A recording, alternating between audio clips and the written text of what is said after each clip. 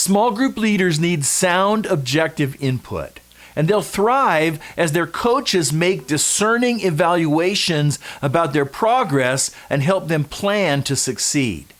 This leads to our second principle of coaching. The second important role that you have as a coach is to assess leaders in groups.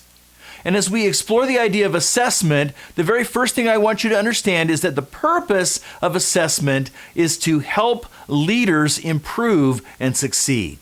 In Philippians chapter 2, we see an assessment that the Apostle Paul made of one of his young leaders. Let's look at chapter 2, verse 19. If the Lord Jesus is willing, I hope to send Timothy to you soon for a visit. Then he can cheer me up by telling me how you're getting along. I have no one else like Timothy who genuinely cares about your welfare. All the others care only for themselves and not for what matters to Jesus Christ. You can see what a glowing assessment Paul gives of young Timothy and the affirmation and appreciation he has for him. And that reminds us that when assessment takes place, it has to be in the context of affirmation and trust that you've earned in the life of that person that you're assessing. Assessment can be a little threatening for a lot of people. They don't necessarily find it easy to be evaluated. And so make sure that you mix in plenty of affirmation along with things that need to improve. And when we do assessment, we're looking particularly at three kinds of issues, three areas of assessment. And for simplicity, we call them head, heart, and hands. The head has to do with comprehension. And the heart has to do with motivation. The hands have to do with practical skills. And so, number one, let's talk about how to assess comprehension. There are two key things that we want to make sure our small group leaders understand. We're assessing for their comprehension of their mission, to make disciples who make disciples. How well do our leaders understand that that's what groups are all about? We also want them to understand how all the different components of small group life contribute to that mission, sort of the what and the why. And so this is why we build teams, why we're invitational, why we mentor people in the small group environment. Each of those plays a role in accomplishing that mission of making disciples who make disciples. And the basic core understanding that we want our small group leaders to know is found in our course series like mentor training and small group training. Those are going to outline the things that we want to make sure people comprehend. Now, along with the mission, we're going to assess how well our small group leaders comprehend the methods. For example, in mentoring, we use the FLEX method. That's described elsewhere. But in small groups, we use certain worksheets and tools. We have certain ways that we launch, certain things that we do to multiply a group or reproduce a group. There's certain methodology that's going to help us to advance our mission. And so, as a coach, your role is to understand that yourself and then assess your small group leaders so that you can determine what kind of things you need to help them understand better about the mission and about the methods. That's what we're calling the head, okay? And then we also have the aspect that we're calling heart. And that is when we assess heart, we're talking about assessing motivation. First of all, we want to encourage you to evaluate how much your small group leaders care about people.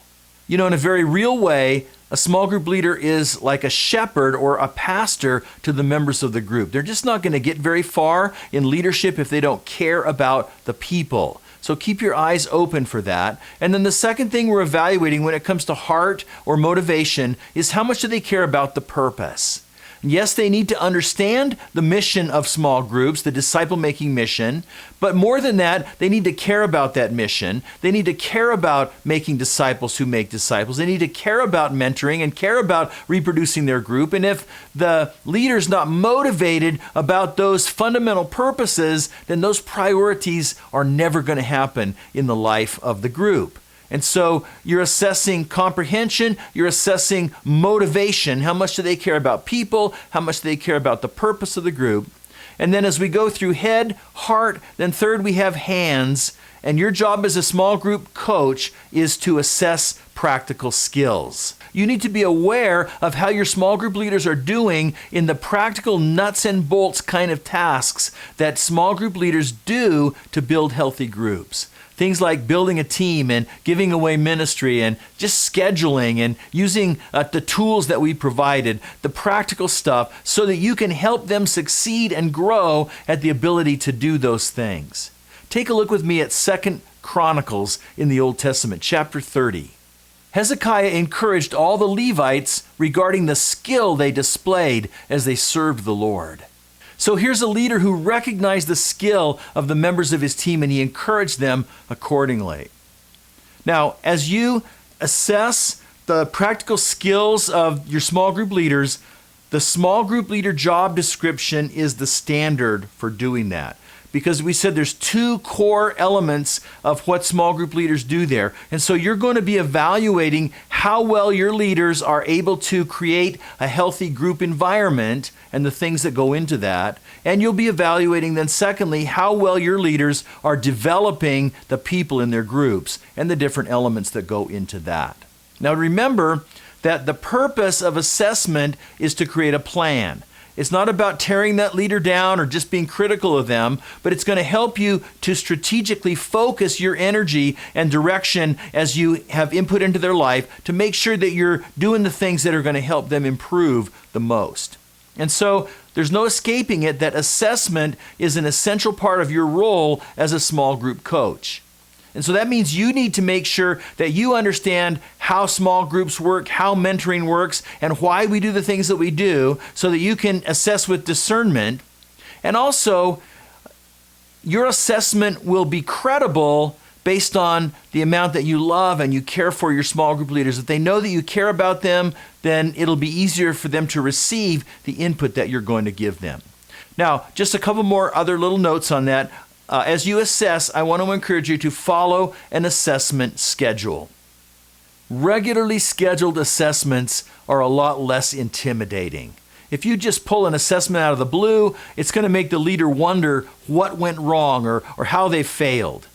And you're going to have to visit the group once in a while in order to give a good assessment. I know you may not have time to visit all the groups of all the leaders that you're assessing very often, but you're going to have to go at least once in a while. But mostly you're going to have to really rely on the self-assessment of the leaders and of their team for you to really be able to get an idea of what's going on in the group. And so make your assessment humbly. There's a lot of things you're not going to be able to know because you're not there week in and week out. And so there's a certain humility that goes into our assessment where we really do this together with the leader to help them grow. And then the last thing I want you to understand is to use the assessment tools. The key tool to use is called the small group feedback form. And it goes through all the key areas that define a healthy group and to allow you to talk about how the group is doing in each of those areas. You can use that as you have an opportunity to visit a group, and we encourage you to ask the small group leader to do it with their team as well, to use the same form. That way they get used to the categories and used to thinking about the things that they're looking for in small group assessment. And use the tool to provide a baseline to help you kind of know how well the group is growing and changing. Because one of the great things about assessment is it gives you things to celebrate. It's not just things to work on, but your assessment over time will help you see where your group leaders are growing and the things that you can celebrate and rejoice in with them. And so that's why the second principle that you need to master is to learn how to assess leaders and groups.